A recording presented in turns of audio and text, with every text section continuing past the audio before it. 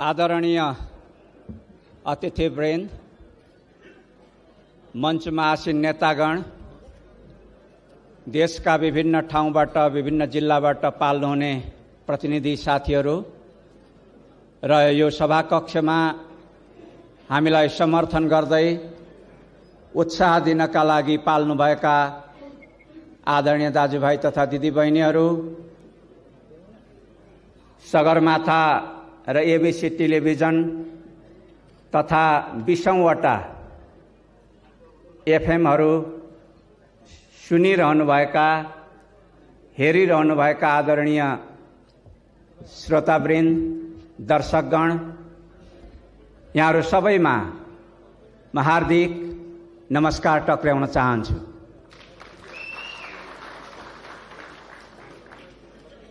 म भन्दा अगाडि बोल्ने मेरा वक्ता साथीहरूले धेरै कुरा प्रकाश पारिसक्नु भएको छ। तसर्थ मैले यहाँहरूको अमूल्य समय धेरै लिन चाहन्न। आज निश्चित रूपमा इतिहासको एउटा महत्त्वपूर्ण दिन हो भन्ने मलाई लाग्दछ। हामी आज नेकपा एमाले पार्टी परित्याग गर्ने कार्यक्रममा उपस्थित भएका छौं र यो परित्याग राजनीतिबाट पलायन गर्ने परित्याग होइन। यो परित्याग नेपाली राजनीतिमा आवश्यक देखिएको राष्ट्रिय राजनैतिक विकल्प शक्ति निर्माणका लागि परित्याग हो। त्यस अर्थमा मैले यहाँहरूलाई निवेदन गरेँ कि यो एउटा ऐतिहासिक दिन हो। आदरणीय दाजुभाइ तथा दिदीबहिनीहरू, नेपालको इतिहासमा 60 वर्षदेखि नेपाली जनताले आफ्नो भाग्यको आफै फैसला गर्ने, संविधान लेख्ने, संविधान सभाको निर्वाचन गर्ने सन्दर्भमा संघर्षहरू गर्दै आएका थिए, बलिदानहरू गर्दै आएका थिए। तिनै संघर्ष र बलिदानको फलस्वरूप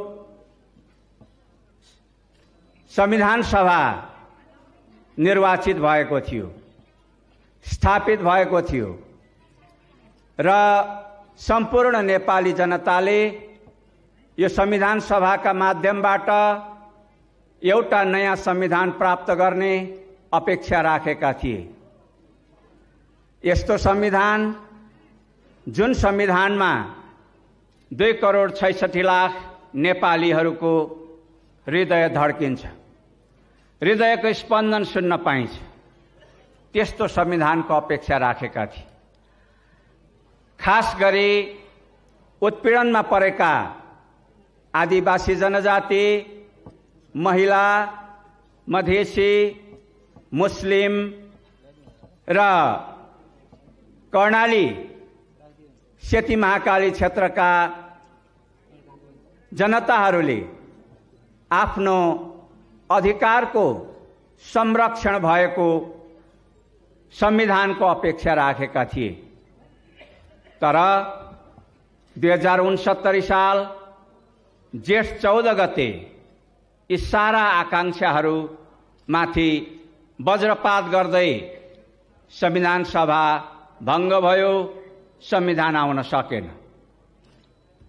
आदरणीय दाजुभाइ तथा दिदीबहिनीहरू, यस अर्थमा नेपालमा क्रियाशील रहेका ठूला पार्टीहरू, जसको ठूलो प्रतिनिधित्व संविधान सभाभित्र थियो, ती पार्टीहरू संविधान दिन असफल भए र शान्ति दिन असफल भए। उनीहरूले नेपाली जनताका सामुन्नेमा दुईटा कुरा प्रतिज्ञा गरेका थिए। एउटा, हामी शान्ति दिन्छौं र अर्को, हामी संविधान दिन्छौं।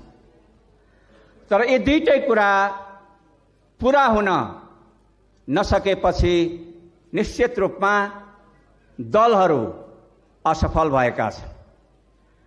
आफ्नो असफलतालाई केलाउने, विश्लेषण गर्ने, गल्तीहरूलाई सच्याउने तर्फ दलहरूको कुनै चेष्टा देखिन्न।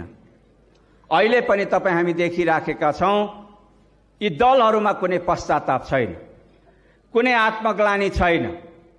अहिले पनि उनीहरू त्यही अहंकार, त्यही घमण्डका साथमा एकले अर्कालाई आरोपित गर्ने, आफूलाई चोखो देखाउने अभ्यासमा लागिरहेका छन्। त्यति मात्रै होइन, 4 वर्ष लामो संविधान सभाको महत्त्वपूर्ण समयलाई सत्ता संघर्षका निम्ति, सत्ता प्राप्तिका निम्ति असाध्यै घिनलाग्दो ढंगले प्रयोग गरेका यी दलहरू अहिले पनि काबू भएका छैनन्। अहिले पनि आफ्नो त्यो सत्ता लिप्सालाई नियन्त्रण गर्न सक्ने अवस्थामा देखिँदैन। अहिले पनि झगडा चलिरहेको छ।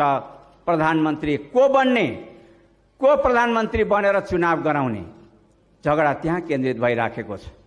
जनतालाई शान्ति चाहिएको छ, जनतालाई शान्तिका लागि संविधान चाहिएको छ र जनतालाई समृद्धि चाहिएको छ। आर्थिक पुनर्निर्माणका माध्यमबाट अग्रसर गर्न पर्ने आवश्यकता छ जनताको। तर दलहरू अहिले पनि सरकार कसले हात पार्ने भन्ने लडाईमा, संघर्षमा केन्द्रित भइराखेका छन्। यस्तो आफ्ना कतिपय अवांछित र कुत्सित उद्देश्यहरू प्राप्त गर्नका निम्ति दलहरूले आदरणीय, सम्माननीय राष्ट्रपतिज्यूलाई समेत दबाब दिन दुस्साहस गरे।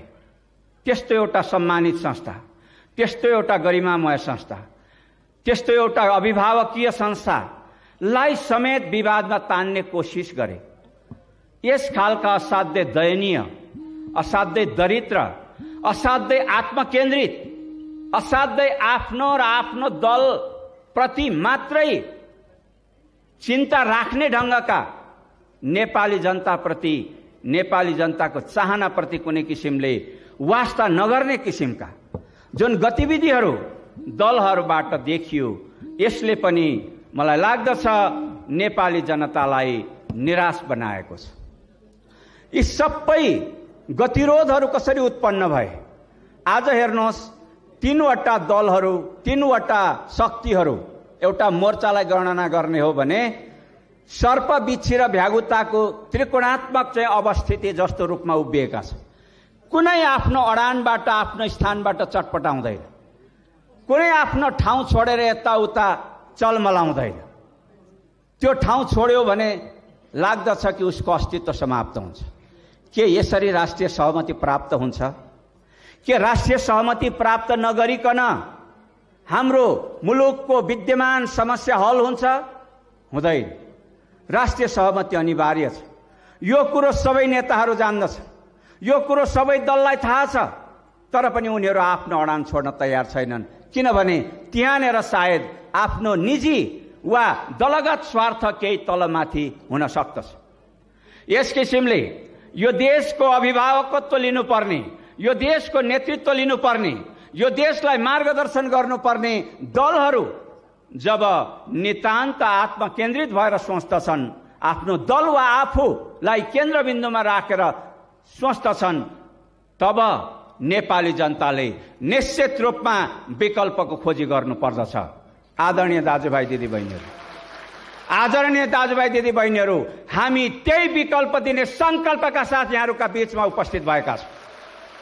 हामी केवल आज नेकपा एमाले परित्याग गर्यौं भनेर यति घोषणा गर्नका लागि मात्रै यहाँहरूको बीचमा उपस्थित छैनौं। यहाँहरूलाई यति ठूलो कष्ट र दुःख दिएका छैन। आदरणीय दाजुभाइ तथा दिदीबहिनीहरू, अहिले मुलुक बन्धक जस्तो भएको छ, गति शून्य छ। पूर्ण बजेट आएन, आउन दिइएन, अर्थतन्त्र चौपट हुँदैछ। यो किसिमले मुलुकलाई गतिरुद्ध पार्ने दलहरूलाई सम्माननीय राष्ट्रपतिज्यूले पनि धेरैचोटि बोलाएर घचघच्याइसक्नु भएको छ, चेतावनी दिनुभएको छ, निर्देशन दिनुभएको छ। तर अझै पनि कोही आफ्नो त्यो गलत अडानबाट यताउता हुनेवाला छैन, हुनेवाला देखिएको छैन। यो सबै चिजको भित्री कारण के हो? भित्री कारण एउटै हो कि नेताहरूले जनताको अग्रगामी चेतनालाई, अग्रगामी चाहनालाई सम्बोधन गर्न चाहेनन्, आत्मसात गर्न चाहेनन्, स्वीकार गर्न चाहेनन् र यथास्थितिवादमा उभिरहन इच्छा गरे। त्यो संकल्प अठोटै गरे भन्नुपर्छ। त्यसकारण आज यो मुलुकमा जुन गतिरोध देखा परेको छ, जुन समस्या देखा परेको छ, त्यसको पछाडिको एउटै कारण हो जनताको अग्रगामी आकांक्षालाई प्रतिनिधित्व गर्न नचाहने दलहरूको यथास्थितिवादी सोच। आज नेपाली जनताको अग्रगामी चाहना र नेताहरूको यथास्थितिवादी सोच जहाँ छ त्यहीँ बसिरहन चाहने, अगाडि जान नचाहने सोचको बीचमा द्वन्द्व उत्पन्न भएको छ, अन्तर्विरोध उत्पन्न भएको छ। आदरणीय दाजुभाइ दिदीबहिनीहरू, इतिहासको पहियालाई दुनियाँमा कुनै तागतले रोक्न सकेको छैन र मलाई लाग्दछ नेपाली जनताको अग्रगामी चाहनालाई, आकांक्षालाई कुनै दल वा कुनै ताकतवर नेताले रोक्न सक्ने छैनन्। इतिहासमा सधैँभरि अग्रगतिको विजय भएको छ, इतिहासमा सधैँभरि क्रान्तिको विजय भएको छ। इतिहासको पहिया रोकिँदैन, स्थिर हुँदैन, एक ठाउँमा रोकिएर बस्दैन। त्यसो भएर यो अगाडि बढ्छ। नेपाली राजनीतिको यो गतिरोध पनि अगाडि बढ्छ। यदि दलहरूले यो राजनीतिक गतिरोधलाई नेपाली जनताको आकांक्षा अनुरूपको सहमतिबाट सम्बोधन गर्न सकेनन् भने नेपाली जनताले तेस्रो जनआन्दोलनको माध्यमबाट सम्बोधन गर्नेछ। यो मञ्चबाट म यो कुरा सूचित गर्न चाहन्छु। आदरणीय दाजुभाइ तथा दिदीबहिनीहरू, 62-63 सालको महान जनआन्दोलनले नेपालमा एउटा ठुलो क्रान्ति ल्यायो। तर पनि सायद त्यहाँ कहीँ न कहीँ केही कमीहरू थिए। त्यसै कारण मधेस आन्दोलनको आवश्यकता पर्यो। मधेस आन्दोलन, महान मधेस आन्दोलनले यो मुलुकमा संघीयताको बीजारोपण गर्यो, संघीयता ल्यायो, संघीयता दियो। तर संविधान जारी नगरिकन आज जसरी भङ्ग भएको छ, भङ्ग गरिएको छ, भङ्ग गर्ने षड्यन्त्र गरिएको छ, आदरणीय दाजुभाइ तथा दिदीबहिनीहरू, कहीँ न कहीँ अहिले पनि कमीहरू छन्, कहीँ न कहीँ अहिले पनि कमजोरीहरू छन्, समस्याहरू छन् र आवश्यकता पर्छ भने ती समस्याहरूलाई समाधान गर्नको निम्ति नेपाली जनताले अर्को जनआन्दोलनमा उठ्नै पर्दछ, अग्रसर हुनै पर्दछ। आदरणीय दाजुभाइ दिदीबहिनीहरू, तिनै कमी कमजोरीहरूलाई केलाउनका निम्ति हामी अग्रगामी समूह बनाएर अगाडि आएका छौँ र अगाडि हामी एउटा नयाँ राजनैतिक वैकल्पिक शक्ति लिएर आउने संकल्प गरिराखेका छौँ। यस प्रकारले हामी चाहन्छौँ कि यो मुलुकको सम्पूर्ण जनताहरू स्वाभिमानपूर्वक बाँच्न सकुन्, पहिचानसहित बाँच्न सकुन्। सबै जनताको बीचमा हार्दिकता होस्, सद्भाव होस्, एकता होस्। यो मुलुकको स्वतन्त्रता, सार्वभौमसत्ता, राष्ट्रिय एकता चिरकाल, अनन्त कालसम्म सुरक्षित रहोस्। हाम्रो चाहना त्यो उद्देश्यबाट हामी अगाडि बढिराखेका छौँ। तर आदरणीय दाजुभाइ तथा दिदीबहिनीहरू, मेरा पूर्ववक्ता साथीहरूले पनि यहाँ चर्चा गर्नुभयो, हामीलाई जातिवादको आरोप लगाइएको छ, जातीय राज्यको माग गर्यो भन्ने आरोप लगाइएको छ। यो झुटा हो भन्ने कुरा धेरै वक्ताहरूले बताइसक्नुभयो। जातिवाद त्यो हो जसले जाति, भाषा, धर्म, संस्कृति, क्षेत्र, लिङ्ग, वर्णका बीचको भेदभावलाई अन्त गर्न मान्दैन। त्यसलाई कायम राख्न चाहन्छ। समानतालाई अस्वीकार गर्नु जातिवाद हो। हामीले त समानताको कुरा मात्रै गरेका छौँ। हामीले कुनै जातिमाथि, कुनै जातमाथि आफ्नो भाषा, आफ्नो संस्कृति, आफ्नो धर्म, आफ्नो कुनै लैङ्गिक विशेषाधिकार थोपर्ने कुरा गरिरहेका छैनौँ। महिला र पुरुष समान हुन्, सबै भाषा समान हुन्, सबै धर्म समान हुन्, सबै क्षेत्रका बासिन्दा समान हुन्, सबै संस्कृतिहरू समान हुन्, सबै जातिका जनताहरू समान हुन्। उनीहरूलाई समान रूपमा व्यवहार गरिनु पर्दछ भन्ने हाम्रो माग हो। यो कसरी जातिवाद हुन सक्दछ? आदरणीय दाजुभाइ दिदीबहिनीहरू, हाम्रो देश बहुभाषिक, बहुजातीय, बहुसांस्कृतिक, बहुधार्मिक, भौगोलिक विविधता पनि भएको, अघि गोपालजीले भन्नुभयो जैविक विविधता पनि भएको यस्तो विविधतायुक्त मुलुकको संरचना राज्य सत्तामा प्रतिबिम्बित हुनुपर्छ भन्ने हाम्रो माग हो, हाम्रो भनाइ हो। त्यो कसरी जातिवाद हुन सक्छ? त्यति मात्रै होइन, दलहरू पनि शक्तिका केन्द्र हुन्, दलहरू पनि शक्तिका केन्द्र हुन्, पार्टीहरू पनि शक्तिका केन्द्र हुन्। र पार्टीहरू निर्माण गर्नका निम्ति यदि सबै जाति, भाषा, धर्म, संस्कृति, क्षेत्र, लिङ्ग, वर्णका जनताहरूको रगत पसिना पोखिएको छ भने त्यो पार्टीमा पनि, त्यो पार्टीको नेतृत्वमा पनि त्यो हाम्रो राष्ट्रिय संरचना, हाम्रो मुलुकको जातीय संरचना प्रतिबिम्बित हुनुपर्छ भने हाम्रो माग हो। यो कसरी जातिवाद हुन सक्छ? आदरणीय दाजुभाइ तथा दिदीबहिनीहरू, त्यसकारण मलाई लाग्दछ जसको दिमागमा सधैँभरि जातिवाद मात्रै घुमिरहेको हुन्छ उसले सायद यस्ता समानताका कुराहरूलाई पनि जातिवाद देख्ने गर्छ। त्यो चाहिँ हरियो चस्मा लगाए जस्तै हो, गगल्स, कलरवाला गगल्स लगाए जस्तै हो। कलरवाला गगल्स लगाए, हरियो चस्मा लगाएर सुकेको पराललाई हेऱ्यो भने पनि त्यो हरियो घाँस जस्तो देखिन्छ। त्यस्तो एउटा चाहिँ वैचारिक खालको पूर्वाग्रहयुक्त चस्माबाट सायद उहाँहरूले हेरिराख्नु भएको छ। त्यसो भएर जातिवादको कुरा गर्दै हुनुहुन्छ। हामी यो समाज, नेपाली समाज जो सदियौँदेखि मिलेर बसेको छ, आपसी सद्भाव, आपसी प्रेम, आपसी एउटा स्नेहका साथमा बाँधिएर बसेको छ, त्यो समाजलाई हामी यथावत अगाडि बढाएर लिएर जान चाहन्छौँ। त्यो नेपाली बीचको पारस्परिक प्रेम, सद्भावलाई हामी बचाएर जान चाहन्छौँ। त्यो हाम्रा पुर्खाहरूले हामीलाई छोडेको अमूल्य निधि हो, अमूल्य सम्पत्ति हो। तर हिजो एकताको आधार के थियो, यो सद्भावको आधार के थियो, त्यो चिजलाई भने निश्चित रूपमा हामीले समीक्षा गर्नुपर्ने आवश्यकता भएको छ। किनकि इतिहास अगाडि बढिसक्यो, समय अगाडि बढिसक्यो र समय सँगसँगै हामीले आफ्ना पाइलाहरूलाई चाल्न सकेनौँ भने, समय सँगसँगै हामी अगाडि बढ्न सकेनौँ भने हाम्रा कदमहरू पछाडि छुट्नेछन् र त्यसले जनताको आकाङ्क्षालाई सम्बोधन गर्ने छैन। अहिले पनि विद्यमान रहेको हाम्रो जातीय सद्भाव, जातीय एकता, जातीय प्रेम र स्नेहको जुन आवश्यकता छ त्यसलाई सम्बोधन गर्न सक्ने छैन। एउटा समय थियो जहाँनेर एउटा जाति, एउटा भाषा, एउटा धर्म, एउटा संस्कृति, एउटा लिङ्ग र आर्थिक हिसाबले धनाढ्य वर्गको प्रभुत्वलाई अरू सबैले मानिदिनु पर्थ्यो, अरू सबैले स्वीकार गरिदिनु पर्थ्यो। एकताको आधार त्यही नै हुन्थ्यो। हामी कम्युनिस्ट पार्टीमा लागेर वर्ग सङ्घर्षको कुरा गर्दा शोषक सामन्तको चाहिँ विरोध गरिरहँदाखेरि त्यो बेलामा हामीलाई असामाजिक तत्त्व भनिन्थ्यो, त्यो बेलामा हामीलाई आतङ्ककारी तत्त्व भनिन्थ्यो, उग्रवादी तत्त्व भनिन्थ्यो।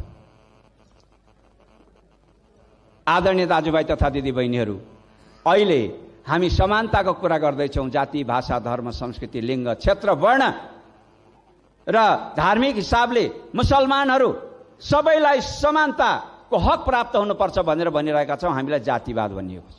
यो आरोप प्रत्यारोप गर्ने प्रचलन तपाईँलाई इतिहासमा जहिले पनि सत्ता पक्षले विरोध पक्षलाई वा त्यसको विपक्षलाई लगाउने गर्दो रहेछ। मैले अलिकति इतिहास हेरेँ।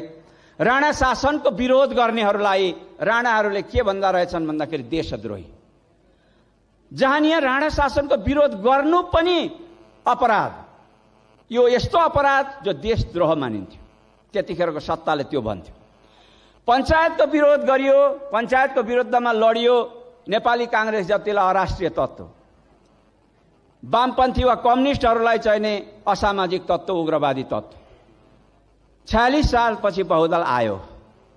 बहुदल आइसकेपछि महिलाहरूले अधिकार माग्नुभयो, अंशको अधिकार माग्नुभयो सबभन्दा पहिले।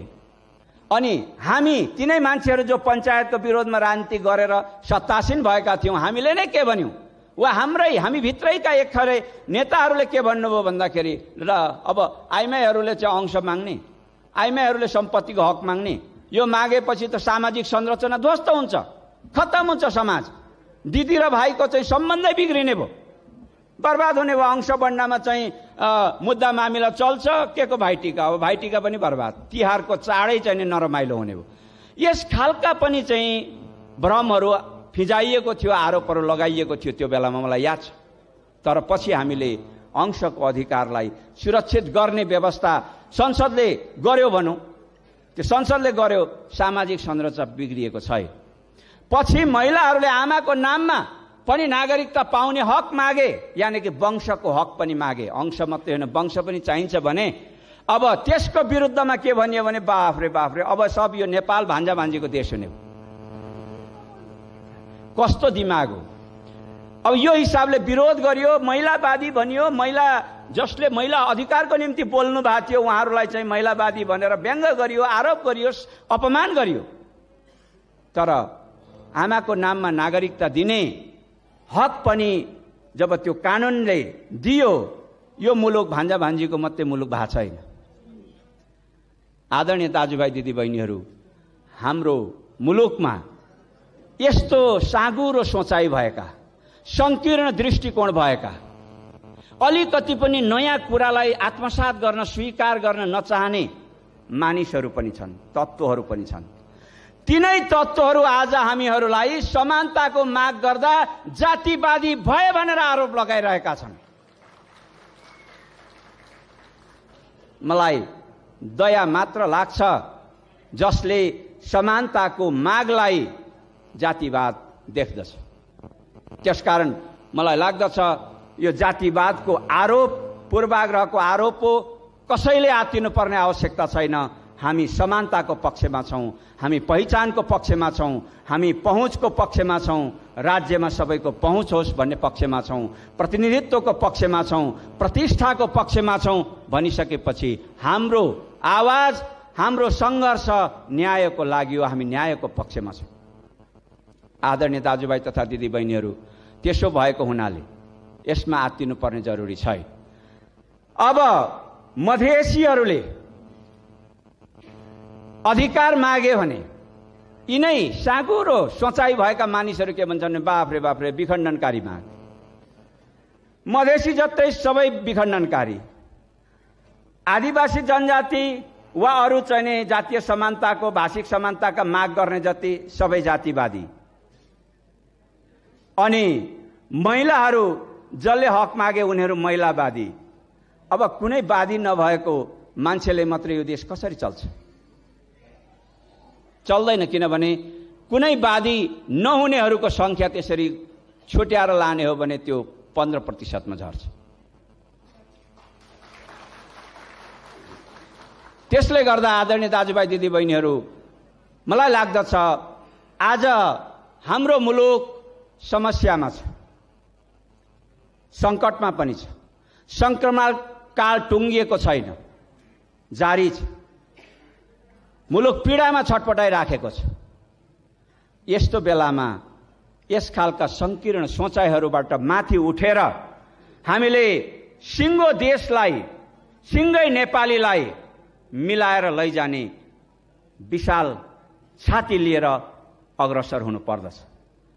त्यसै कारण म यहाँहरूलाई फेरि पनि स्पष्ट पार्न चाहन्छु, हाम्रो आन्दोलन, हाम्रो अभियान, हाम्रो सङ्घर्ष, हाम्रो माग, हाम्रो दृष्टिकोण कुनै जात वा जातिका विरुद्धमा होइन, छैन, हुनै सक्दैन।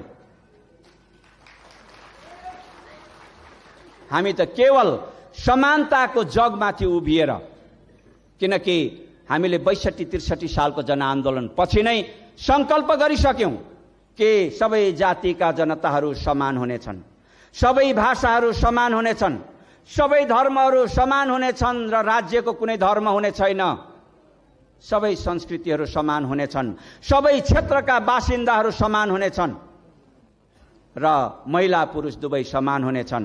वर्णगत हिसाबले असामाजिक, अमानवीय शोषण, दमन, उत्पीडन र अपमान झेल्नु परेका हाम्रा दाजुभाइ दिदीबहिनीहरू, उत्पीडित समुदाय, उहाँहरू पनि अरू सबै नेपालीसँग समान हुनुहुनेछ। हामीले यो समानताको उद्घोष गरेका छौँ। विगतको आधार, विगतको एकता र सद्भावको आधार अघि नै मैले भने, एक जाति, एक भाषा, एक धर्म, एक संस्कृति र वर्गीय हिसाबले धनाढ्यहरूको प्रभुत्वलाई, वर्चस्वलाई स्वीकार गर्नु थियो भने अब त्यो आधार परिवर्तन भइसकेको छ। अबको राष्ट्रिय एकता, सद्भावको आधार समानता हो। सबै जातिहरूको बीचमा समानता, सबै भाषाको बीचमा समानता, सबै धर्मको बीचमा समानता, महिला पुरुषका बीचमा समानता, वर्णभेदलाई अन्त गरेर समानता, सबै क्षेत्रका निवासीहरूको समानता, यो हो हाम्रो आधार। त्यसो भएको हुनाले आदरणीय दाजुभाइ दिदीबहिनीहरू, हामी जुन कुरा उठाइराखेका छौँ यसले राष्ट्रिय एकतालाई सुदृढ गर्छ र विभिन्न जातिका जनताहरूको बीचको सद्भावलाई यसले सुदृढ गर्छ, आपसी सम्मानलाई यसले सुदृढ गर्दछ। कुनै एउटाको वर्चस्व हुने, प्रभुत्व हुने, बाँकी अरूले प्रभुत्व वा वर्चस्व स्वीकार गर्नुपर्ने कुरामा जिद्दी लिइयो भने त्यसले निश्चित रूपमा सामाजिक सद्भावलाई खलबल्याउने अवस्था सिर्जना हुन सक्दछ। त्यही अवस्था नआओस् भनेर हामीले समयमै दलहरूलाई सचेत गराउने कोसिस गर्यौं। संविधान सभामा सभासदजीहरूले त्यो किसिमबाट संविधान लेखाउनका लागि धेरै कोसिस गर्नुभयो, प्रयत्न गर्नुभयो। तर अघि नै मैले भने यथास्थितिवादी सोचाइहरूले यी अग्रगामी सोचाइहरूलाई, नयाँ परिवर्तित परिस्थितिहरूलाई अंगीकार गर्न, आत्मसात गर्न, स्वीकार गर्न मानेन। त्यसैले यो गतिरोध उत्पन्न भएको छ। स्थिति यो हो। आदरणीय दाजुभाइ दिदीबहिनीहरू, त्यसो भएको हुनाले अब यो गतिरोधलाई फुकाउनका निम्ति अघि नै मैले भने हामी अगाडि आउने चेष्टा गरिरहेका छौँ र यो हाम्रो प्रयत्नमा सम्पूर्ण नेपाली दाजुभाइ दिदीबहिनीहरूको सहयोग, समर्थन, संलग्नता रहनेछ भन्ने पनि म हार्दिक अपेक्षा गर्न चाहन्छु। आदरणीय दाजुभाइ तथा दिदीबहिनीहरू, हाम्रो देश आर्थिक रूपमा झन पछि झन गरिबीतर्फ उन्मुख हुँदैछ, पुँजी पलायन हुँदैछ, उद्योगहरू चल्न नसक्ने अवस्थामा पुग्दैछन् अनि विकास निर्माणका कामहरू ठप्प छन्। मध्य पूर्वमा अथवा खाडी मुलुकमा होस्, युरोपमा होस्, अमेरिकामा होस्, हर कुनै ठाउँमा हाम्रा नेपाली दाजुभाइ दिदीबहिनीहरू दुःख गरेर आफ्नो परिवारजनलाई सम्झिँदै, आफ्नो देशलाई सम्झिँदै, आफ्नो माटोलाई सम्झिँदै, आफ्नो समाजलाई सम्झिँदै उहाँहरू रोजगारी गर्दै हुनुहुन्छ। उहाँहरूले पठाएको रेमिटेन्स, उहाँहरूले पठाएको विप्रेषणको भरमा आज मुलुकको अर्थतन्त्र धानिएको छ। अब पनि हामी नेताहरूले गौरवले शिर ठाडो गर्ने ठाउँ छ र? आदरणीय दाजुभाइ दिदीबहिनीहरू, छैन। तर पनि हामीलाई लज्जाबोध हुँदैन, हामीलाई लाज लाग्दैन अनि हामी फेरि पनि सत्ताको खेल खेलिरहन्छौँ। यो राजनैतिक अस्थिरता, यो सत्ताको खेलका कारणले मुलुकको अर्थतन्त्र समाप्त भइराखेको छ। अर्थतन्त्र ध्वस्त हुने कुराले सम्पूर्ण नेपाली जनतालाई, प्रत्येक जनजनलाई प्रभावित पारिराखेको छ, नकारात्मक ढङ्गले प्रभावित पारिराखेको छ, दुःख कष्ट भइराखेको छ, गरिबीको गर्ततिर लगिराखेको छ भन्ने कुरा हामीले किन महसुस नगर्ने? तर आज हाम्रा दलहरू यसतर्फ सचेत भएको जस्तो मलाई लाग्दैन। विदेशमा गएर अनेकौं आफ्नो सिपले, आफ्नो बुद्धिले, आफ्नो पाखुरीले, आफ्नो पौरखले पसिना बगाएर कमाई गरेको हाम्रा आदरणीय दाजुभाइ दिदीबहिनीहरूको आर्जनलाई यो मुलुकमा सुरक्षित ढङ्गले लगानी गरेर फलाउन सक्ने अवस्था पनि हामीले निर्माण गर्न सकेका छैनौँ। शान्ति सुव्यवस्था खलबलिएको छ, राज्य कमजोर भएको छ। अघि नै मैले भने पुँजीले सुरक्षित महसुस गर्दैन, पुँजी पलायन भइराखेको छ, उद्योगहरू चल्न सकिराखेका छैनन्, तिनीहरू बन्द हुँदैछन्। यो खालको स्थितिको बारेमा हामीले चिन्ता गर्नुपर्छ कि पर्दैन? मलाई लाग्छ चिन्ता गर्नुपर्छ। हाम्रो जिम्मेदारी नै यो हो। हामीले 62-63 सालको जनआन्दोलनपछि राजनैतिक क्रान्ति सम्पन्न भइसक्यो। राजनीतिमा हामीले पाउनुपर्ने ल्याउनुपर्ने सबै कुरा पाइसक्यौँ, ल्याइसक्यौँ। अब हामीले आर्थिक निर्माणको दिशामा अग्रसर हुनुपर्छ भनेर भन्यौँ। तर हाम्रा क्षुद्र स्वार्थहरूले, हाम्रा पहिचान विरोधी दृष्टिकोणहरूले, हाम्रा संघीयता विरोधी दृष्टिकोणहरूले, हाम्रा यथास्थितिवादी दृष्टिकोणहरूका कारणले हामीले संविधान ल्याउन सकेनौँ। सङ्क्रमणकाल फेरि पनि जारी छ। फेरि पनि त्यो राजनीतिक पीडाको मारमा नेपाली जनता पर्नु परिराखेको छ। यो खालको स्थिति हामीले बनाएको हुनाले निश्चित रूपमा नेपाली जनताले अब विकल्प खोज्नुपर्ने आवश्यकता भएको छ। आदरणीय दाजुभाइ तथा दिदीबहिनीहरू, अहिले हाम्रा दलहरू, पार्टीहरू, नेकपा एमाले लगायत, नेकपा एमाले किन त्याग्नु पर्यो मैले धेरै त्यसमा जान परेन, पूर्ववक्ता साथीहरूको भनाइबाट नै प्रष्ट भइसकेको छ। राजनीतिक दलहरू अहिले पुरानो त्यो बाई रोडको बाटो, भैँसेतिरबाट आउने बाई रोडको बाटो जस्तो गरी हिँडिराखेका छ। त्यो बाई रोडको बाटो जनतालाई जो हिँडाउन उनले कोसिस गरिराखेका छन्। मलाई लाग्छ यता यो सिस्नेरी कुलेखानीको बाटो चाहिँ खुलेपछि बाई रोडको बाटो अलिकति चल्ती कम भएको छ। अब खोकनाबाट तल निजगढसम्म अन्तर्राष्ट्रिय एयरपोर्ट बन्ने भनेर प्रस्तावित ठाउँसम्म 4 लेनको फास्ट ट्र्याक रोड बन्दैछ। त्यो रोड बन्यो भने मेरो विचारमा बाई रोडमा कसैले पनि हिँड्न इच्छा गर्ने छैन।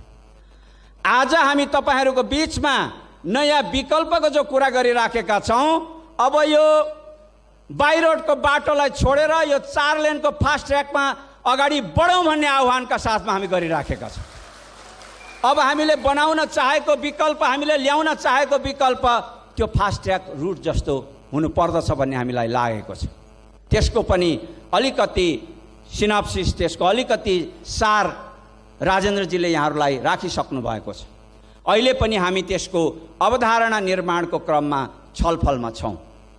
आदरणीय दाजुभाइ दिदीबहिनीहरू, त्यस हिसाबले आउने दिनमा हामीले निश्चित रूपमा वर्गीय मुक्ति अथवा आर्थिक उन्नति, समृद्धि, आर्थिक समानतातर्फ उन्मुख हुने र सामाजिक न्यायको प्रत्याभूति हुने एउटा त्यस किसिमको राज्य व्यवस्था बनोस्, त्यस किसिमको वकालत गर्ने पार्टी बनोस् भन्ने अपेक्षा राखेका छौँ।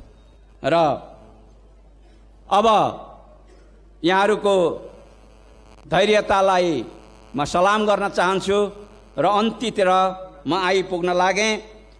हामीलाई यो सम्पूर्ण कामलाई अगाडि बढाउने सिलसिलामा सहयोग गर्नुहुने बुद्धिजीवी साथीहरू, प्राध्यापकहरू, पूर्व राजदूतहरू धेरैले मद्दत गर्नुभएको छ। अहोरात्र खटेर हामीलाई सहयोग गर्नुभएको छ।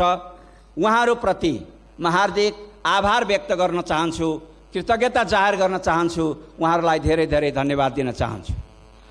यो कार्यक्रमलाई सम्पन्न गर्नका निम्ति हामीलाई चन्दा दिएर सहयोग गर्नुहुने उहाँहरूलाई पनि म हार्दिक सहयोग गर्न धन्यवाद दिन चाहन्छु। मेरा सहकर्मी साथीहरू, हाम्रो यो आयोजकहरूको आह्वानलाई स्वीकारेर देशका विभिन्न ठाउँबाट पाल्नु भएको छ, प्रतिनिधित्व गरेर आउनु भएको छ यो भेलामा, उहाँहरूलाई पनि म हृदयदेखि आभार व्यक्त गर्न चाहन्छु, धन्यवाद दिन चाहन्छु। यहाँहरू जो लामो समयदेखि धैर्यतापूर्वक हाम्रा विचारहरूलाई सुनिरहनु भएको छ, यहाँहरूलाई पनि म हृदयदेखि धन्यवाद दिन चाहन्छु। र अब म अन्तिम तर आजको कामको केन्द्रबिन्दुमा आइपुग्न लागेको छु। हामी अब राजीनामाको घोषणा गर्न गइराखेका छौँ। साथीहरूले मलाई नै घोषणा गर्नका निम्ति जिम्मेवारी दिनुभएको छ, तसर्थ म अलिकति बेहोरा पाठ गर्न चाहन्छु। ढुलमुले नीति, सत्तामोह, प्रतिगमन उन्मुख सोच, पहिचान विरोधी उच्च जातीय अहङ्कारवाद तथा निर्णय कार्यान्वयन नगर्ने अविश्वसनीय र अवसरवादी चरित्रका कारणले नेकपा एमाले भित्र रहिरहनु उपयुक्त देखिएन।